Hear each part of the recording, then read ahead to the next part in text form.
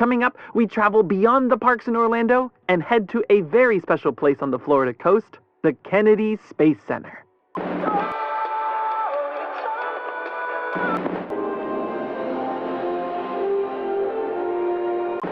Disney presents Beyond the Kingdoms.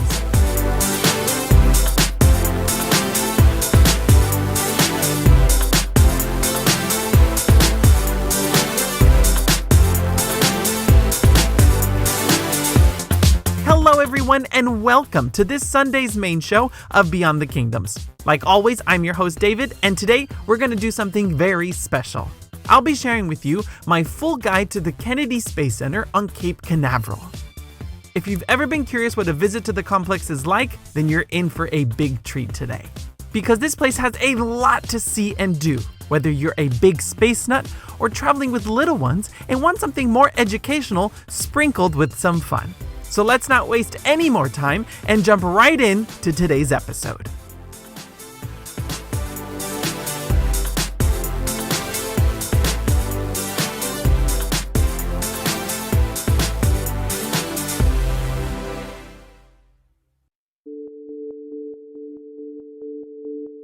The Kennedy Space Center is located on Merritt Island, about 55 miles east of Orlando.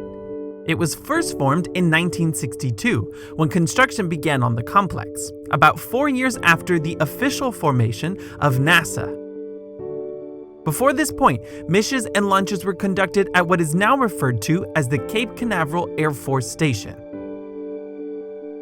Because of President John F. Kennedy's declaration that America would travel to the moon by the end of the decade, Lyndon B. Johnson had the Space Center named in his honor after he was assassinated in 1963. Now, the actual visitor complex opened a couple of years later in 1967. It is now home to several exhibits and attractions that cover the history of American space travel and gives guests an up-close look at where NASA is headed next. Today, there are about 12 main exhibits to experience at the Space Center, along with several different bus tours that take you to various launch sites, an IMAX theater, and the astronaut training experience, for those who want to enjoy a more hands-on approach to space travel. In terms of dining, Kennedy Space Center features 7 different quick service restaurants where you can enjoy a meal while touring the facilities. But something extra special is the Dine with an Astronaut experience.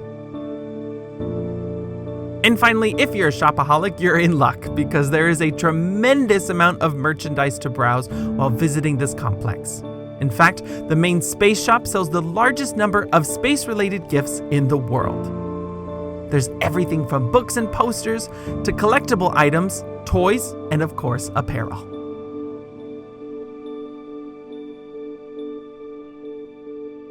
In today's guide, I'm going to highlight 3 main exhibits that are most worth your time. If you don't know a lot about American space travel, these 3 experiences will give you a complete look. From our first human spaceflight program, Project Mercury, to the Apollo missions to the moon, and the Space Shuttle program. And you'll even get a glimpse into the future with the SLS rocket. But to start, we're going to head inside the Heroes and Legends building located at the very entrance to the complex, home to some early spaceflight artifacts and the Astronaut Hall of Fame. In October of 1957, the Russians launched Sputnik into Earth's orbit. Americans were paranoid and surprised that the Russians managed to be the first to send a satellite into the atmosphere. This sparked the official start of the space race. The Americans quickly reacted by creating NASA and began developing Project Mercury. While the Americans were not the first to be in space, the entire goal of Project Mercury was to get someone in Earth's orbit and safely return them to Earth. Our first American in space was Alan Shepard on Mercury Redstone 3, also known as Freedom 7. He managed to conduct a 15-minute suborbital flight above the Earth and prove that humans could withstand the G-forces of spaceflight and re-entry. And about a year later, John Glenn became the first American to completely orbit the Earth on the Mercury Atlas 6, or Friendship 7. Glenn successfully orbited the Earth 3 times before splashdown in the mid-Atlantic Ocean. There were 7 manned missions part of Project Mercury, and each spacecraft was named with the number 7 in honor of these first set of American astronauts. But you must not forget that there were thousands of other people working behind them to help make this possible. It would later be the stepping stones to Project Gemini, where each spacecraft could hold 2 astronauts, and the goal was to perfect docking maneuvers, something that would be essential for moving forward with the Apollo missions to the moon. And inside the Heroes and Legends building, you'll get a better look at these early missions. Your experience will begin in a pre-show and a 4D multi-sensory movie that explores what inspired these first few astronauts to embark on their brave journeys. After the film, you'll get to see a model of the Mercury Redstone rocket that took Shepard and Glenn into orbit. And you'll get to see the Gemini 9A capsule, where one of our astronauts attempted to maneuver a spacewalk. The exhibits here are divided into different characteristics that define what NASA considers a hero. And all of this leads to the official Astronaut Hall of Fame, where men and women are forever remembered as heroes in spaceflight. At the start, you will of course see a statue saluting Alan Shepard, and along the walls you'll find all the inductees to the Hall of Fame. From obvious people such as Neil Armstrong, the first man to walk on the moon, to Sally Ride, America's first woman in space, who was part of one of the space shuttle missions on the Challenger. And just outside the building, you'll find the Rocket Garden, a beautiful display of NASA's early rockets, from the Juno 1, which sent America's first satellite into space, to the Saturn 1B. This was the type of rocket used for Apollo 7, which was the first manned mission part of the Apollo program. There are free guided tours of the Rocket Garden every day, and they usually take place up to 5 times a day. Now, across this main courtyard, you'll find the entrance to the KSC bus tours. All tickets to the Kennedy Space Center include the standard bus tour. For those of you who want a more detailed tour, you can purchase extra add-ons starting from $25 for adults and $19 for kids. There is the KSC Explore bus tour, which gives you access to more restricted areas, and the Cape Canaveral Early Space Tour. This one takes you to various historic launch sites used for the earlier missions I mentioned before. But today, I'm going to focus on the basic bus tour included in your ticket.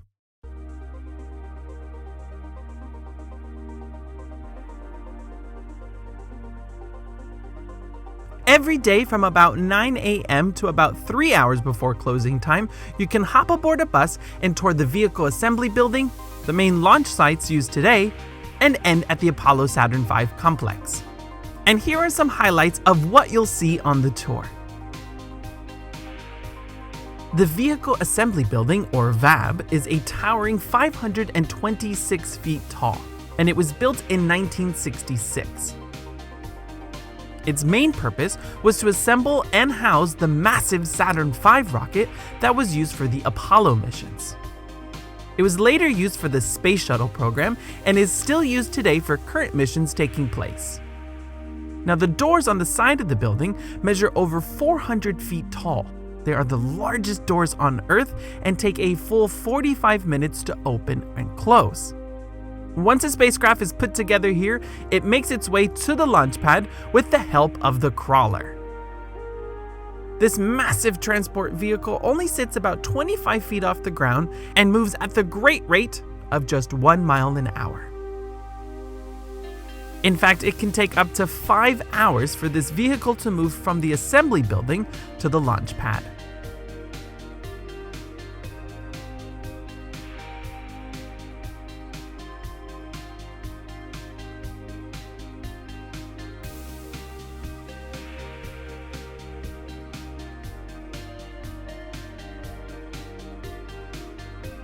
If you're lucky, you'll get to tour around Launch Complex 39A and 39B. both were used for the Apollo and Space Shuttle missions.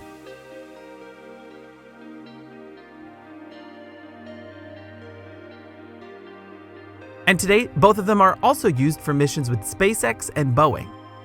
In fact, when NASA returns to the moon by 2024, this is exactly where the new rockets will blast off from.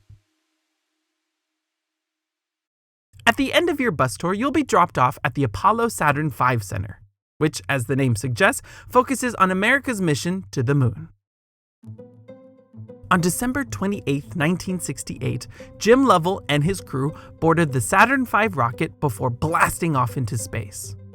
This was the first manned crew aboard this enormous new rocket, and they would become the first to leave Earth's orbit and circle around the moon. At the start of the Saturn V Center, you'll witness the actual room and consoles used for this launch in the firing room.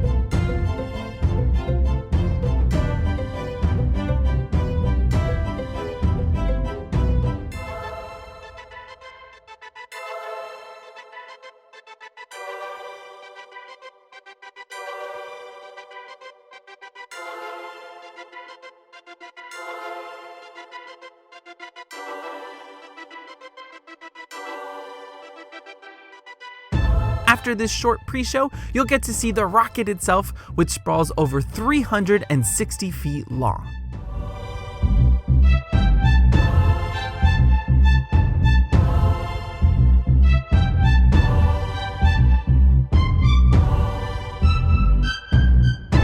You'll notice that the rocket is broken up into pieces to show you the different phases during the initial launch sequence. And along the right side of the building, you'll see the various insignias used for each Apollo mission.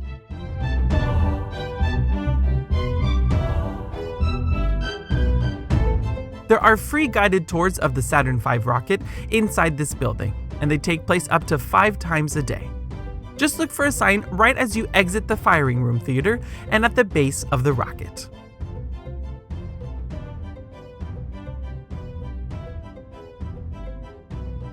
And towards the very back of the building, you must stop by the Lunar Theater to witness a reenactment of the Apollo 11 moon landing with Neil Armstrong.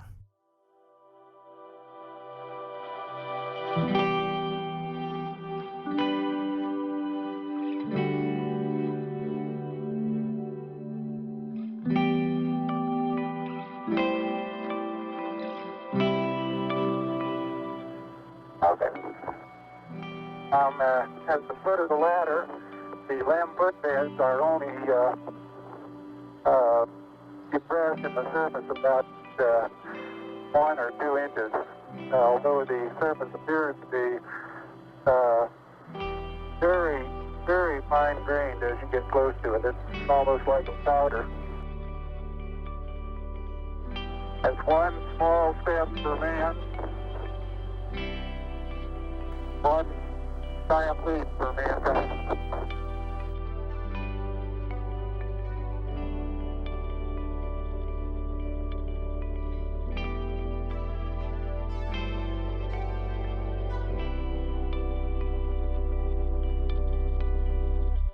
Upon exiting the theater, you'll step inside the Treasures Gallery, where you can see a mixture of real spacesuits used for the missions, moon rocks, and more.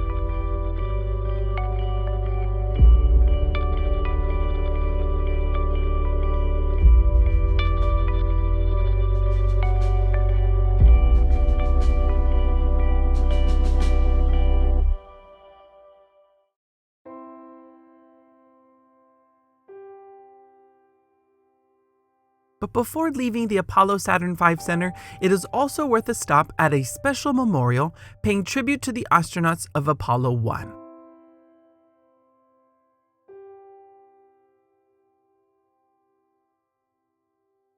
On January 27, 1967, during a routine test, a fire broke out inside the command module. And astronauts Gus Grissom, Edward White, and Roger Chaffee were trapped inside when the hatch door wouldn't open. It was a dark day in American history, and this caused the entire team of engineers to re-look at every aspect of the spacecraft before another team of humans would be inside. Inside this exhibit, you'll see tributes to all three men.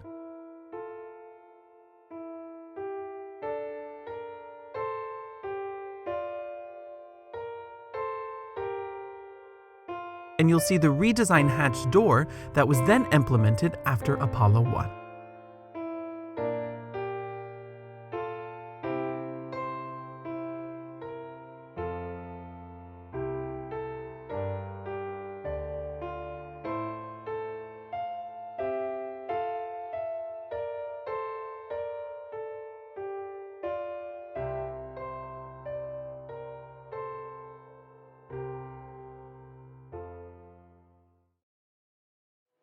As I stated in my top tips video, I recommend doing this bus tour and visiting the Apollo Center first thing.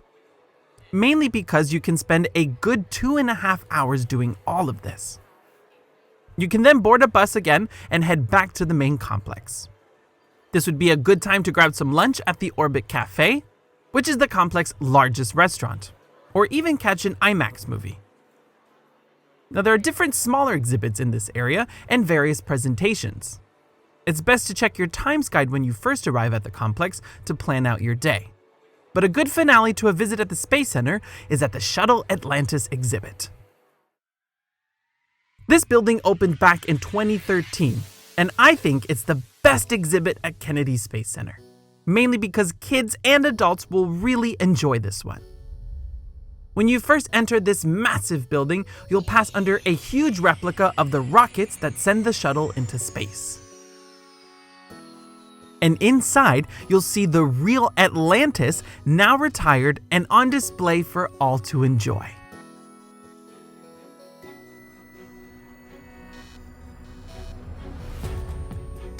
The Space Shuttle program began in 1972 as a follow-up to the Apollo and Skylab programs.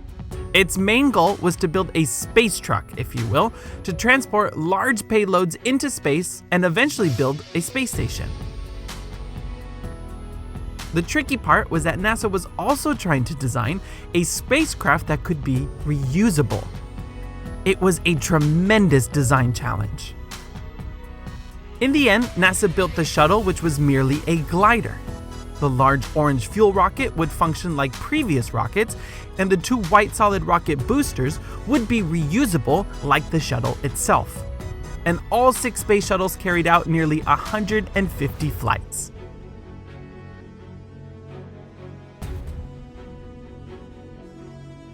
I can't say it enough, the big reveal from the pre-show to the actual shuttle is awe-inspiring.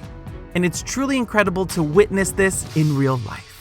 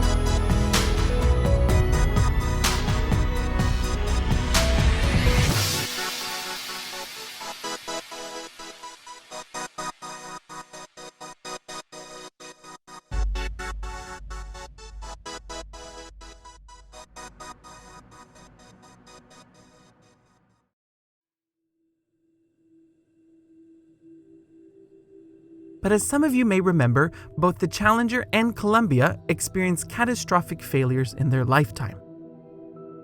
The Challenger was known for being the spacecraft that would take the first American woman and first African American into space. Like I said before, Sally Ride launched into space on June 18, 1983, and she was responsible for driving that giant robotic arm. Guy Bluford would later board the Challenger in August of that same year, and also work with the Canadian-built robotic arm. But in 1986, Challenger suffered from a fatal accident that killed all 7 crew members on board, including a teacher.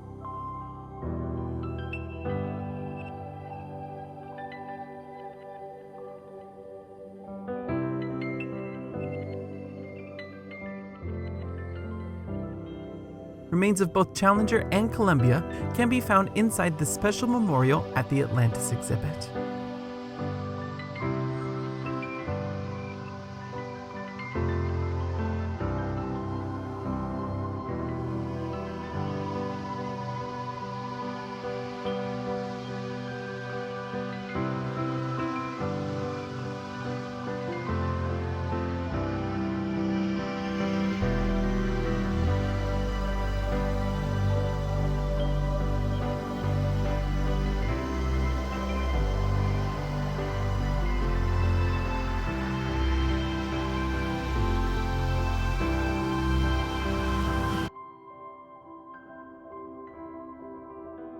Now, inside the Shuttle Atlantis building, you'll also find one of the very few attractions at the Kennedy Space Center, the Shuttle Launch Experience. This is something the kids will enjoy along with all the other playground areas inside this building. Inside, you'll strap into your own simulator and discover what it feels like to have all that power from the rocket behind you and blast off into space. It's a thrilling ride, and the perfect ending to a day at the Space Center. Now, all guests must be at least 44 inches tall to experience this, and you'll have to stow all of your belongings in the free lockers just outside the entrance to the ride. Hats, cameras, glasses, everything has to be put away. For those of you who don't want all the big thrills, you can also observe the experience from a separate location inside, while the rest of your group experiences the attraction. But this is not the end of the story. One of the reasons I wanted to share with you a guide to Kennedy Space Center is because we are on the brink of a brand new chapter in American space travel. SpaceX and Boeing are just 2 companies that are currently working alongside NASA to send Americans back into space and to the moon. The goal is to return to the moon by 2024, and it'll be a dress rehearsal for longer missions such as a trip to Mars. Yes, we are living in a time where a trip to the red planet with humans is actually within reach. To get a taste of what's on the horizon, visit the NASA Now exhibit. You'll find this inside the IMAX building. Here you'll see models and samples of the latest spacecrafts that will launch from Cape Canaveral, like the SLS rocket. You'll also want to visit the Journey to Mars exhibit to get an idea of how we're going to travel to the red planet. And make sure you check out the Mars rover prototype.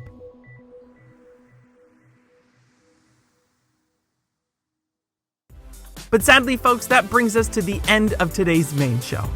A trip to the Kennedy Space Center can be a fun side trip from the other major attractions in Central Florida. It's like a science museum on steroids. And if you're visiting Central Florida for a long vacation, I'm talking about 7 to 10 days, this is a great thing to do in between the theme parks. It's a nice mix of education with a sprinkle of fun for the whole family. And of course, I've only touched the surface of everything there is to see and do here. There are those special interest tours I mentioned, and recently, KSC debuted the Astronaut Training Experience, where you can go through simulators and train like a real-life astronaut. I think I'm gonna have to come back and review this one for the future.